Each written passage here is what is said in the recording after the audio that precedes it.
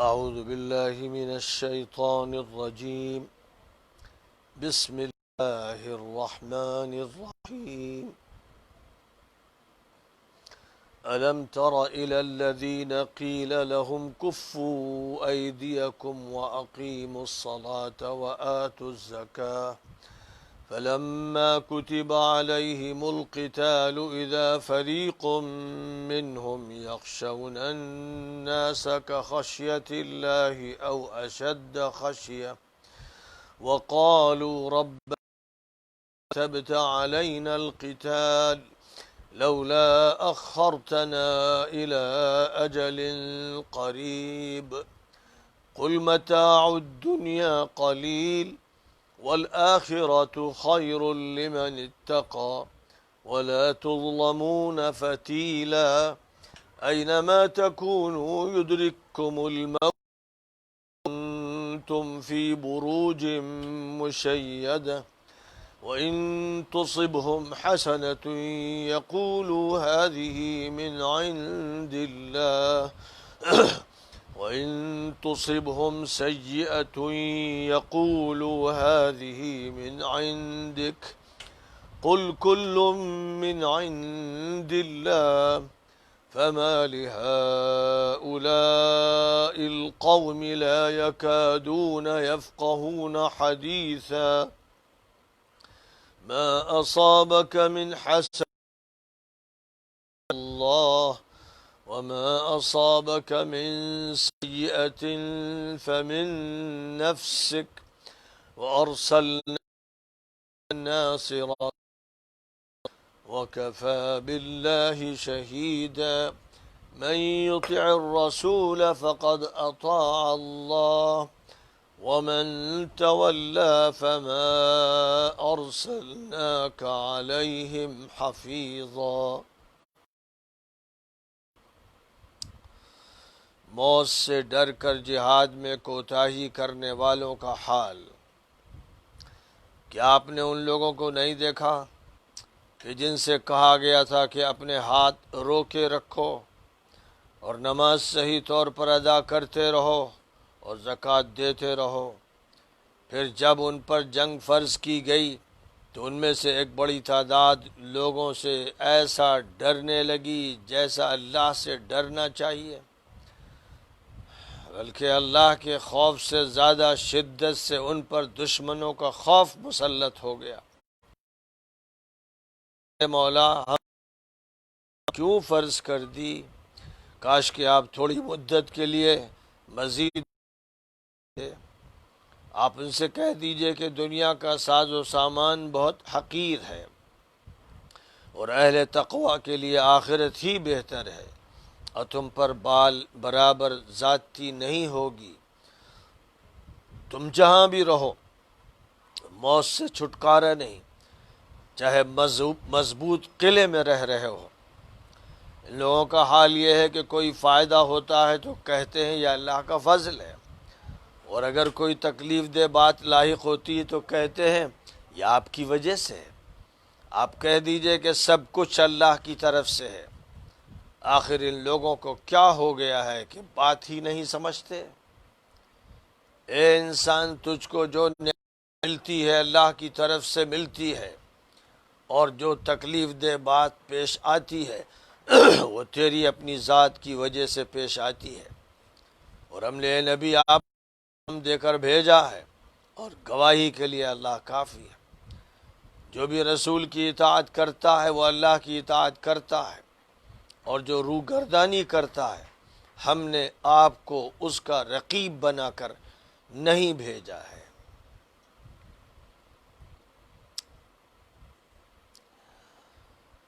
سورۃ النساء کی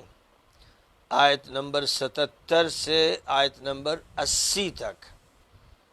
آیات کریمہ کی تلاوت کی گئی اور ان کا رواں ترجمہ پیش کیا گیا. ان آیات میں اللہ تعالیٰ نے اس حقیقت کا تذکرہ کیا ہے کہ انسان کا یہ حال ہے کہ کسی وقت جوش میں اور رد عمل میں اور انتقام کے جذبے سے اس کا مطالبہ کرتا ہے کہ اس کو ٹکراؤ کی اجازت دی جائے، لڑنے کی اجازت دی جائے، یہ جذبہ رواں ہوتا ہے۔ جس وقت قیادت کی طرف سے یہ ہدایت دی جاتی ہے کہ اپنے جذبات پر قابو رکھو اور بے قابو نہ ہو، اور تحمل اور بردباری کی رسی کو ہاتھ سے مت چھوڑو، استقامت کے ساتھ اس حکم پر قائم رہو جو اللہ کی طرف سے اور رسول اللہ کی طرف سے دیا جا رہا ہے۔ جو دور مکہ مکرمہ میں مسلمانوں پر گزرا ہے، ظاہر ہے کہ اس میں مسلمان مظلومیت کی زندگی گزار رہے تھے، ایک چھوٹی سی اقلیت میں تھے، اکثریت ان پر ظلم و ستم کر رہی تھی۔ اس ظلم کو برداشت کرنا ان کے لیے بے انتہا مشکل تھا، کیونکہ جو طبیعت انہوں نے پائی تھی وہ ذرا ذرا سی باتوں پر ٹکرانے والی تھی۔ کون کنویں سے پانی لینے کے لیے پہلے آگے بڑھ گیا، اور کسی دوڑ میں کسی نے کون سی چال استعمال کی،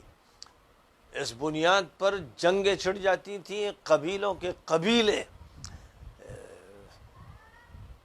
قتل و قتال میں اس طرح مبتلا ہوتے تھے کہ سال ہا سال جنگ چلتی تھی۔ ایک ذرا سی بات بھڑکنے کے لیے، بھڑکانے کے لیے کافی ہوتی تھی۔ ایسے ماحول میں اذیتیں سہنے کی عادت ڈلوانا، ایسے ماحول میں صبر کا حکم دینا، ایسے ماحول میں یہ کہنا کفو ایدیکم، ہاتھ روکے رکھو، کسی پہ ہاتھ مت اٹھانا، وہ تمہیں مار رہے ہوں، وہ تمہارے گلے میں پھندا ڈال رہے ہوں، وہ زمین پر پٹک کر لٹا رہے ہوں، گرم ریت پر لٹا کر گھسیٹ رہے ہوں، وہ ایسے مظالم کر رہے ہوں جن مظالم کا ایک 100واں حصہ بھی قابل برداشت نہیں تھا، اور عربوں کی طبیعت اس کو گوارا کرنے کے لیے تیار نہیں تھی۔ تو اس دور میں سب سے بڑا مجاہدہ یہ تھا کہ اپنے اوپر کنٹرول رکھا جائے اور جذبات پر قابو رکھا جائے اور حکم الہی کی پابندی کی جائے کہ کفو روکے رکھو۔ بہت مشکل حکم تھا، اس میں عافیت نہیں تھی، اس میں راحت نہیں تھی، اس میں سخت ترین نفسیاتی تکلیف تھی، لیکن اس تکلیف کو برداشت کرنے کا حکم دیتے ہوئے یہ فرمایا گیا تھا کہ اقیموا الصلاۃ وآتوا الزکاۃ، نماز کو قائم کرتے رہو اور زکوٰۃ دیتے رہو، اللہ کے راستے میں خرچ کرتے رہو، تو جان بھی صرف کرو، مال بھی خرچ کرو، اپنی طرف سے اللہ کے راستے میں سب کچھ لٹاتے رہو، اور کسی بدلے اور عوض کے انتظار میں مت رہو، اور نہ کسی تکلیف پر، اذیت پر، سزا پر، تعذیب پر رد عمل کا اظہار کرو۔ تو ظاہر ہے کہ ایک بہت ہی مشکل مسئلہ تھا، اور وہ ایسا وقت تھا کہ مسلمانوں کا جی چاہتا تھا، ایک جوش پیدا ہوتا تھا کہ نمٹ لیں، ہر سے بعد زیادہ سے زیادہ کیا ہوگا، جان جائے گی، لیکن ہم ان کو تو ٹھکانے لگا دیں گے اور اپنے جذبات کی ترجمانی کر لیں گے۔ اس وقت تک یہ بات تھی۔ پھر آگے یہ فرمایا جا رہا ہے کہ اب جب وہ وقت آ گیا کہ اللہ کی طرف سے یہ فرما دیا گیا کہ تم مظلوم تھے، تمہیں اجازت دی جا رہی ہے کہ تم ظالموں کے خلاف اٹھ کھڑے ہو،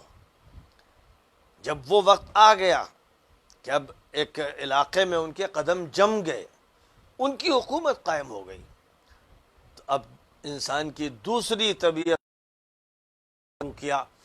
اب طبیعت کا یہ تقاضا ہونے لگا کہ ہمیں راحت ملی ہے تو اب اس راحت کی تکمیل کی جائے، اب ہم جنگ کیوں چھیڑیں، اب ہم ایک ایسی جگہ آ گئے ہیں جہاں ہم کو امن مل گیا ہے، اب کوئی ستا نہیں رہا ہے، اب ہم پر کوئی ذاتی کر نہیں رہا ہے، تو ایسی شکل میں انسان عافیت کا طلبگار بن جاتا ہے، اور اس وقت اس کو ترجیح دینے لگتا ہے کہ پرامن زندگی گزارے۔ تو فرمایا اللہ تعالیٰ نے کہ فَلَمَّا كُتِبَ عَلَيْهِمُ الْقِتَالُ إِذَا فَرِيقٌ مِّنْهُمْ يَخْشَوْنَ النَّاسَ كَخَشْيَةِ اللَّهِ أَوْ أَشَدَّ خَشْيَةً۔ اب ان پر اللہ کی طرف سے جب جنگ فرض کر دی گئی تو ان میں سے ایک تعداد ایسے لوگوں کی تھی جو لوگوں سے اس طرح ڈرنے لگے جیسے اللہ سے ڈرنا چاہیے، بلکہ اللہ سے جیسے ڈرنا چاہیے اس سے زیادہ لوگوں کا خوف دل میں ہونے لگا، اور وہ اب یہ کہنے لگے کہ ہم پر جنگ کیوں فرض کر دی گئی، کچھ اور مہلت دی جاتی۔ یہ انسان کی طبیعت کا انداز ہے کہ جب یہ کہا جا رہا تھا کہ ہاتھ روکے رکھو اور جنگ مت چھیڑو، تو اس وقت جنگ کا ایک جذبہ پیدا ہو رہا تھا، ایک جوش آمادہ کر رہا تھا، اور طبیعت بے قابو ہوئی چلی جا رہی تھی۔ اور جب اللہ کی طرف سے یہ فرض کر دیا گیا کہ اب ظالموں سے مقابلہ کرو، تو اس وقت اس راحت کے اور عافیت کے اور امن کے ماحول میں اب طبیعت کا یہ تقاضا ہونے لگا کہ ابھی اس حکم کو مؤخر کر دیا جائے۔ تو اس وقت یہ بات فرمائی جا رہی ہے کہ اب تم جہاں موجود ہو، ایک امن کی جگہ میں ہو، اور نظام تمہارے ہاتھ میں آ گیا ہے، تمہاری ٹائم ہو گئی ہے، اور تمہیں دنیا گویا کہ ملنا شروع ہو گئی ہے، لیکن یاد رکھنا کہ یہ جو آزمائش ہے یہ اس سے زیادہ سخت آزمائش ہے۔ اس آزمائش میں ایمان سلامت رہتا ہے، اس آزمائش میں انسان استقامت کا اظہار کرتا ہے، اس آزمائش میں اللہ سے رابطہ رہتا ہے، اس آزمائش میں انسان دنیا دار بن جاتا ہے، اس آزمائش میں استقامت باقی نہیں رہتی، اس آزمائش میں فرائض چھٹنے لگتے ہیں۔ یہ راحت کی اور عافیت کی اور آرام کی جو آزمائش ہے، انسان کے ذہن سے، انسان کے دل سے ان کیفیات کو نکالنے لگتی ہے جن کیفیات کا ایک صاحب ایمان میں ہونا ضروری ہے۔ اس لیے جب یہ بات فرما دی گئی اس ایسے ماحول میں کہ اب تم پر جنگ کو فرض کر دیا گیا ہے، تو ساتھ ساتھ یہ فرمایا گیا کہ دنیا کے چکر مت پڑنا، اس دنیا سے جی مت لگانا، اس دنیا کو دل میں مت بٹھانا، یہ دنیا حقیر ہے۔ قل متاع الدنیا قلیل، تم یہ سمجھتے ہو کہ تم کو سب کچھ مل گیا، اب تمہارا کھیت ہو گیا، اب تمہارا باغ ہو گیا، اب تمہیں راحت مل گئی، اب تمہارے یہاں بیویاں ہیں، اب تمہاری اولاد ہے، یہ جو ماحول ہے اس ماحول میں تمہارا جی لگنے لگا، اب تم عافیت چاہنے لگے۔ یاد رکھو کہ اس دنیا میں جی مت لگانا، یہ محض ایک مسافر خانہ ہے، ایک گزرگاہ ہے، مسافر خانہ بھی نہیں ہے، یوں سمجھو بس ایک گزرگاہ ہے۔ اس گزرگاہ سے اللہ کے نیک بندے، صالح بندے، مجاہد بندے گزرتے ہیں لاپرواہ ہو کر، وہ اس میں اپنا جی نہیں اٹکاتے، ان کی نگاہ ہمیشہ اس کی طرف رہتی ہے کہ اللہ کے ہاں جو خزانے ہیں اور اللہ کے ہاں جو نعمتیں ہیں اور اللہ جو اجر دے گا اس دنیا سے گزرنے کے بعد، وہ اصل اجر ہے، اور وہ وہاں کا گھر اصل گھر ہے، وہ وطن ہے، اور یہ گزرگاہ ہے۔ فرمایا کہ یاد رکھو کہ آخرت ہی بہتر ہے۔ جو بھی صاحب تقویٰ ہیں ان کے لیے آخرت اس دنیا کے مقابلے میں کروڑوں نہیں، اربوں نہیں، خربوں نہیں، ان گنت کوئی تعداد نہیں ہے۔ اس دنیا سے وہ عالم، جنت کا وہ عالم، وہ خدا تعالیٰ کی رضامندی کے نتیجے میں جو کچھ ملے گا، اس کا وہ عالم اتنا زیادہ بڑا ہے اور افضل ہے اور اہم ہے کہ یہ دنیا ریگستان کے ایک ذرے کے برابر اس کے مقابلے میں نہیں۔ تو کیا کوئی آدمی عقل مند کہلائے گا کہ وہ ایک ذرے کے لیے، ریگستان کے ایک ذرے کے لیے اپنے باغات کو، اپنے محلات کو، اپنی کھیتی کو، اپنی تمام نعمتوں کو، اور جو لازوال نعمتیں ان کو چھوڑ دے؟ اس سے بڑا کوئی سفیہ ہو سکتا ہے؟ اس سے بڑا کوئی نادان ہو سکتا ہے؟ اس سے بڑا کوئی احمق ہو سکتا ہے؟ جو دنیا میں اپنا جی لگا لیتا ہے اور دنیا کو اپنے دل میں سجاتا ہے اور دماغ میں بٹھاتا ہے، اس کی فکر میں رہتا ہے، اسی ادھیڑ بن میں اس کا وقت گزرتا ہے اور آخرت کو فراموش کر دیتا ہے، اس آدمی سے بڑا کوئی نادان نہیں ہوتا ہے، کوئی سفیہ نہیں ہوتا ہے۔ اور پھر یہ فرمایا کہ اللہ کے ہاں عدل ہے، انصاف ہے، اس کے ہاں انسان کو اپنے عمل کا نتیجہ ملے گا، جو اچھا عمل ہوگا اس کی جزا ملے گی، جو برا عمل ہوگا اس کی سزا ملے گی، اور اللہ اپنی رحمت کو عدل پر غالب فرما کر گناہوں کو جب چاہے گا معاف فرما دے گا۔ لیکن یاد رکھو کہ موت ہر حالت میں آنی ہے۔ کتنے ایسے لوگ ہیں جو مر کے جیتے ہیں، ان کے جینے سے بہتر ان کی موت ہے۔ غلامی میں جیتے ہیں، مظلومیت میں جیتے ہیں، ذلیل ہو کر جیتے ہیں، سر جھکا کے جیتے ہیں، اور ان کی زبانوں پر تالے لگا دیے جاتے ہیں اور اس طرح جیتے ہیں۔ ان کے جذبات کو ان کے وجود سے نکال کر پھینک دیا جاتا ہے، ان کو قید و بند کا شکار کر دیا جاتا ہے۔ وہ جیتے ہیں، وہ زخموں میں جیتے ہیں، تکلیفوں میں جیتے ہیں، تو ہر دن مرتے ہیں، ہر ساتھ مرتے ہیں۔ ایسی زندگی کیا زندگی ہے جس میں ہر وقت انسان یہ تمنا کرے کاش کہ موت آ جاتی، اور پھر موت بھی نہیں آتی۔ ایسی زندگی اس قابل ہے کہ اس پر ترس کھایا جائے، ایسی زندگی اس قابل ہے کہ اس کو قربان کر دیا جائے۔ یہ وہ زندگی ہے۔ ایسا نہ سمجھا جائے کہ اگر کسی کٹیا میں، کسی جھوپڑ پٹی میں یہ زندگی ہے اور صرف سوکھی روٹی پر ہے تب یہ زندگی ایسی ہے کہ اس سے نجات پائی جائے۔ وہ زندگی جو محلوں میں ہے، وہ زندگی جو ارب کی دولت میں ہے، وہ زندگی بھی ایسی ہی ہے کہ بس اس زندگی سے نجات پانے کی کوشش کی جائے۔ اس لیے فرمایا کہ جو متقی ہوتے ہیں، دلوں میں اللہ کا خوف ہے، جو شریعت کا لحاظ کرتے ہیں، جن کا تعلق انبیاء سے اور آخری نبی حضرت محمد مصطفیٰ صلی اللہ علیہ وسلم سے، وہ فکر آخرت میں رہتے ہیں، اور ان کے لیے جب سفر کا وقت آتا ہے اس دنیا سے، وہ جاتے ہیں اپنا کام کرتے ہوئے، عمل کرتے ہوئے، ایمان کی دولت لیے ہوئے، تو وہ خوش ہوتے ہیں، وہ فرحاں اور شاداں ہوتے ہیں، کیونکہ وہ سفر سے فارغ ہو گئے اور مسافر خانے سے باہر نکل آئے اور اپنے وطن میں اب پہنچ رہے ہیں، اس وطن میں پہنچ رہے ہیں جہاں ان کا سب کچھ ہے۔ اس لیے یاد دلایا جا رہا ہے کہ دنیا میں جی مت لگانا، یہ موت آنی ہے۔ موت سخت ترین بیماریوں کے بعد آئے، کوئی کوڑی بنا دیا جائے، کسی کو کینسر ہو جائے، کسی کو ایسی تکلیفیں ہوں کہ درد میں چیختا رہے۔ کیا بے شمار لوگ ایسے نہیں ہیں جو ایسی زندگی گزارتے ہیں، ایسی تکلیف کی کہ وہ ہر دن اور ہر ساتھ تمنا کرتے ہیں کاش کہ موت آ جائے، اور اللہ ان کی زندگی رکھتا ہے، جب تک چاہتا ہے ان کو باقی رکھتا ہے۔ اور کتنے ایسے ہیں کہ چشم زدن میں وہ رخصت ہو جاتے ہیں۔ اس لیے انسان کو یاد رکھنا چاہیے کہ اللہ تعالیٰ کی طرف سے موت و حیات کے فیصلے ہوتے ہیں، اور موت کا وقت ہر شخص کا مقرر ہے، قوموں کا بھی مقرر ہے اور فرد کا بھی مقرر ہے، اور جو وقت موت کا طے ہے اس سے وہ نہ آگے بڑھتی ہے نہ پیچھے ہٹتی ہے۔ اس لیے جب یہ بات معلوم ہے تو اب ظاہر ہے کہ خودکشی کرنا حرام ہے، کوئی اپنی طرف سے موت کے سبب کو اختیار کرنا حرام ہے، کیونکہ انسان نہیں دیا گیا کہ وہ امانت میں تصرف کرے، لیکن اسی کے ساتھ ساتھ وہ ایمان اور عمل صالح کے ساتھ زندگی گزارتا ہوا، اور جب اس کو پکارا جائے جہاد کے لیے تو اس کی طرف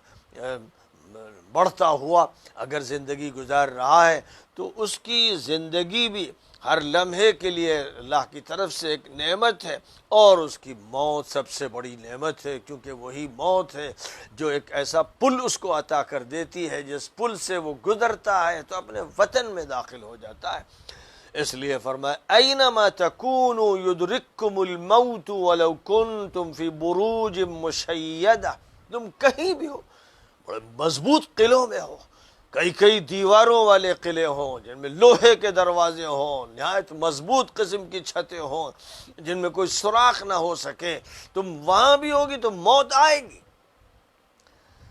ملک الموت کے لیے اس کی ضرورت نہیں ہے کہ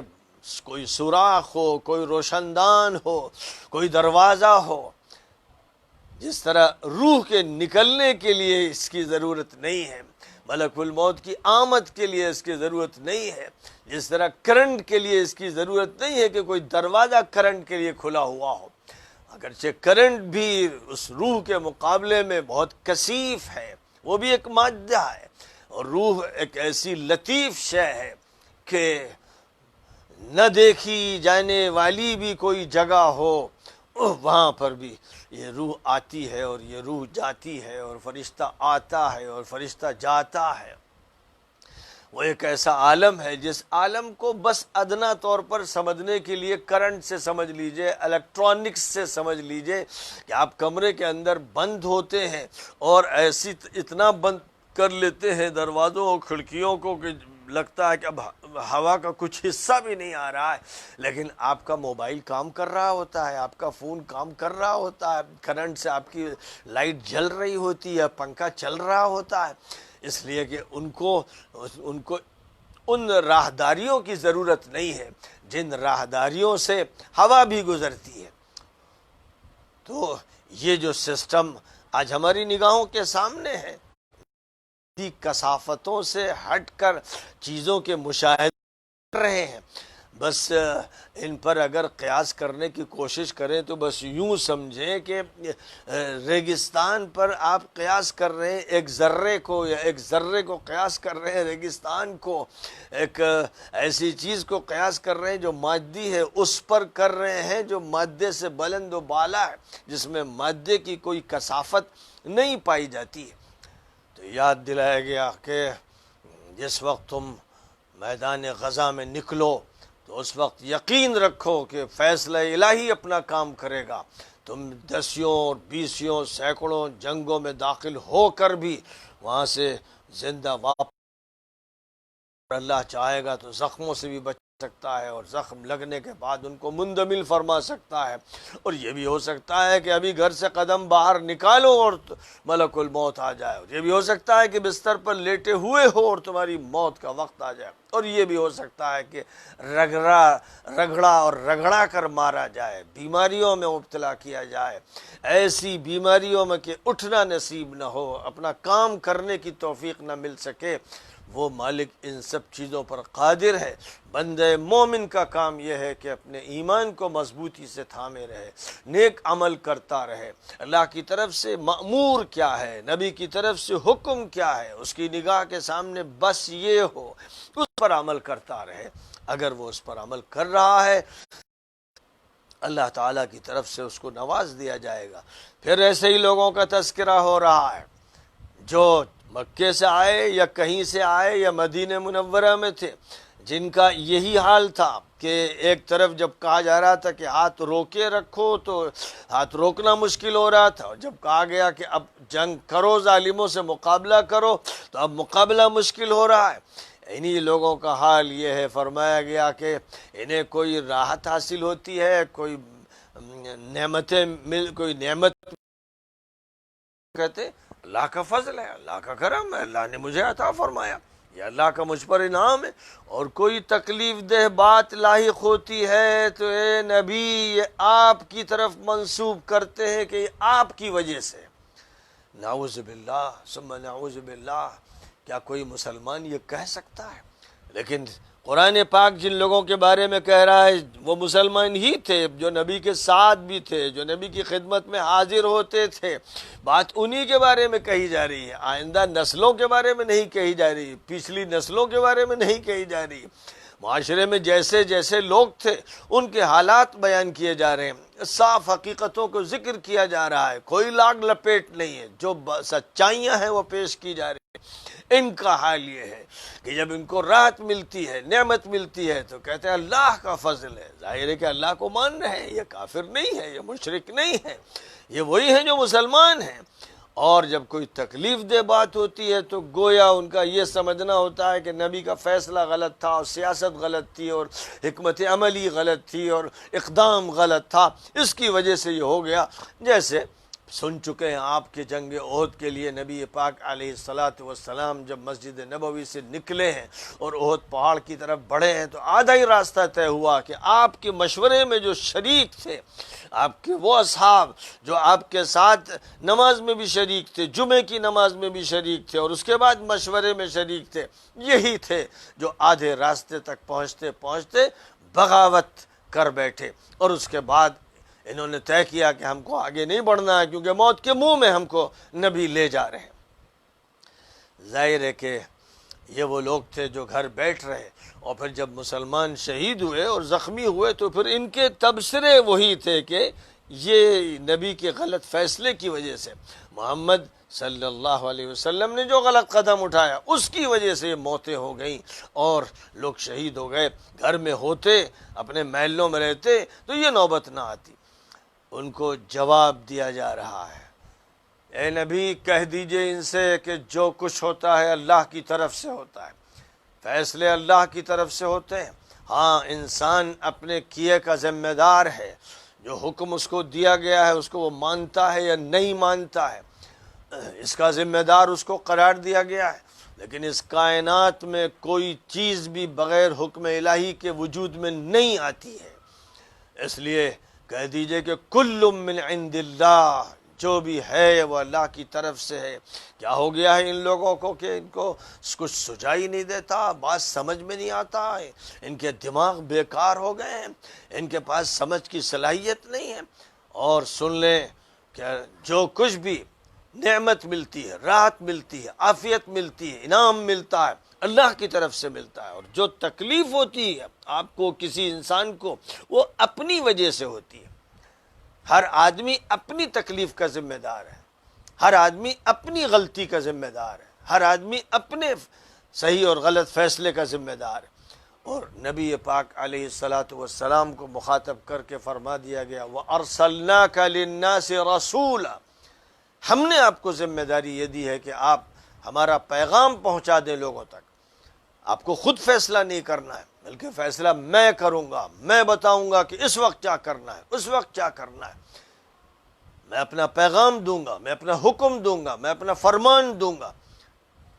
اللہ گواہ ہے، وہ دیکھ رہا ہے اس پوری کائنات پر، اس کی نگاہ ہے۔ آپ صاحب رسالت ہیں، آپ صاحب نبوت ہیں، آپ کو ایک پیغام دے کر بھیجا گیا ہے، آپ کو چاہیے کہ آپ یہ پیغام سنا دیجئے، ڈنکے کی چوٹ پر لوگوں کو حقیقت بتا دیجئے، اور لوگوں کو معلوم ہو جانا چاہیے کہ جو بھی پیغمبر کی اطاعت کرے گا وہی اللہ کا مطیع و فرما بردار شمار کیا جائے گا، اور جو پیغمبر کی بات نہیں مانتا وہ مردود ہے، وہ پھر اللہ کے نزدیک قابل قبول نہیں ہے۔ ہاں، ہم نے اے نبی آپ کو ان پر داروغہ بنا کر نہیں بھیجا ہے، ہم نے آپ کو ان پر مسلط نہیں کیا ہے۔ آپ کا کام یہ ہے کہ آپ حق رسالت ادا کر دیں، آپ امانت ان تک پہنچا دیں، کلام الہی ان تک منتقل کر دیں۔ یہ ذمہ داری آپ پر ڈالی گئی ہے، نہ تو ہدایت دینے کی ذمہ داری آپ کو سونپی گئی ہے اور نہ ان پر مسلط ہونے کی ذمہ داری ہے۔ ہاں، جو دائرہ کار ہے اسلامی نظام اور اسلامی شریعت کا، اس کے مطابق آپ عمل کرتے رہیے۔ کوئی اگر سزا کا مستحق ہے اسے سزا دیجیے، کوئی عتاب کا مستحق ہے اس کو عتاب فرمائیے، اور ان کو جس طرح سے بھی تعلیم دینا ہے، ان کی تربیت کرنا ہے، وہ آپ کرتے رہیے۔ یہ آپ کو ذمہ داری سونپی گئی ہے۔ اس طرح اللہ تعالیٰ نے ان آیات کریمہ میں معاشرے کا نقشہ بھی پیش کر دیا۔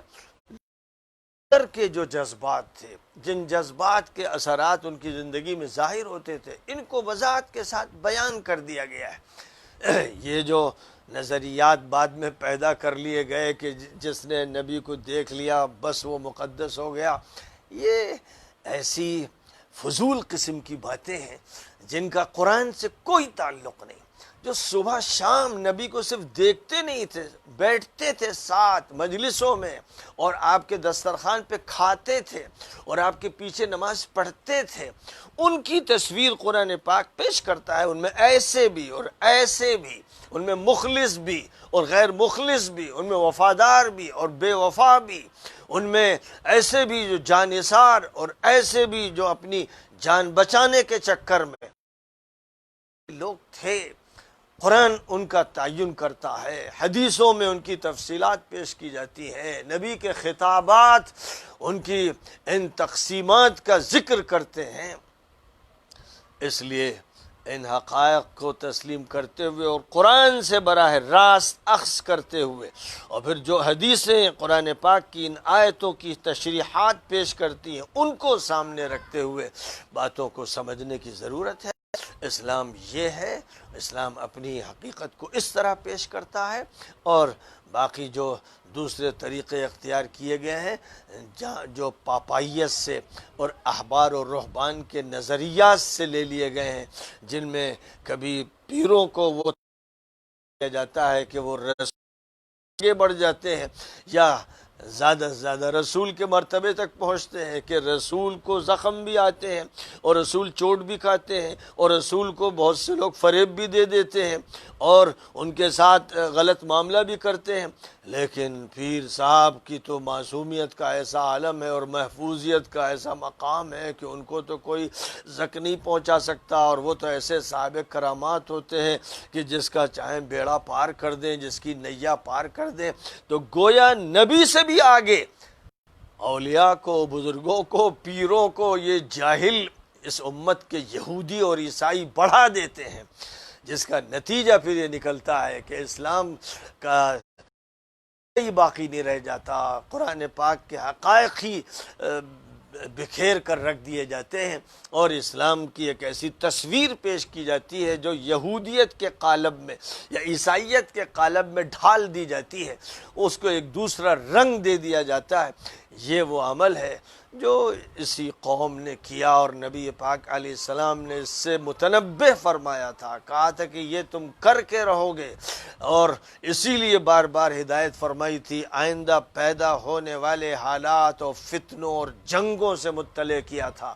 اور کس کس طرح لوگ بٹیں گے اور کیسے بگڑیں گے، اور ہمارے پاس جو رہ رہے ہیں ابھی تمہیں نظر آ رہے ہیں، جو ابھی یہ کر رہے ہیں سو کر رہے ہیں، لیکن میرے بعد ہی کیا کیا حرکتیں کریں گے، سب واضح کر دیا تھا،